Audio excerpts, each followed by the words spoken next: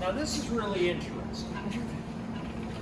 The reason that's interesting, bring that over because you're videotaping. Bring that over so she can see that. Bobby requested that I video. So modern engines, engines, or modern oil formulations, to be more accurate, have a lot of detergent in them. So you can see that this is nice and clean. The detergent was keeping it clean. However, this engine was pre-detergent, and pre-detergent oil, which is essentially detergent, is a form of soap. And it sort of cleans things. So this is leftover sludge from the old days pre-detergent. And so this that new oil has cleaned out the old sludge. And there's the sludge in the bottom of the pan. Which is and oftentimes, pulling apart old engines, the whole pan is full of sludge. And they're not, I've never seen one that sludgy, but I've seen them pretty sludgy. Yeah. You get about an inch of sludge. Can the new oil with the new detergents be too clean for old engines? Is there incompatibility issues? No, not really. The problem is that, you know, the too clean part is, you see this right here? This is intake for the oil pump. The oil pump's right here.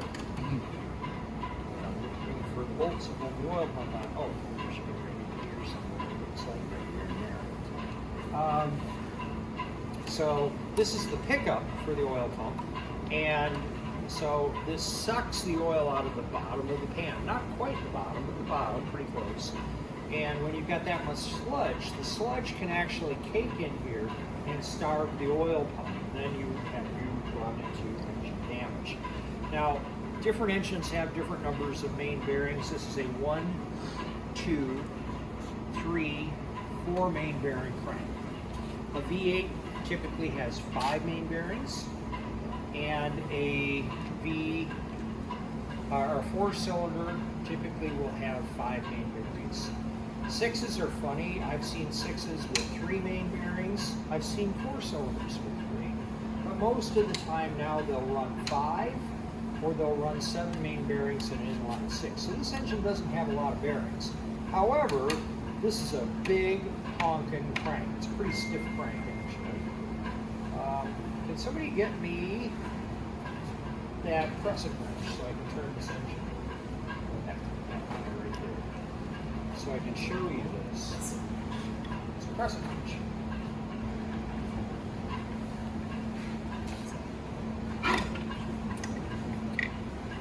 And what I wanted to show you, see this right here? This and this?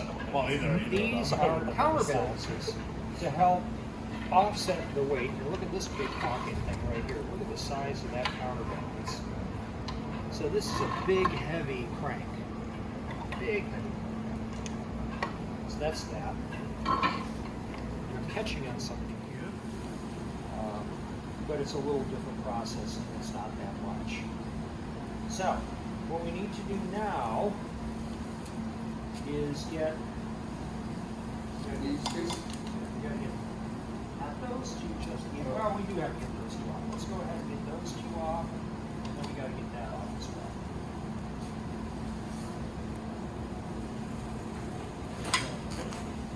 While we're at it, there'll be 9 16s.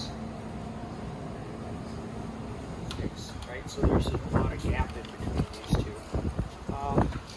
The crank breaks, and usually they break right here. Not a 6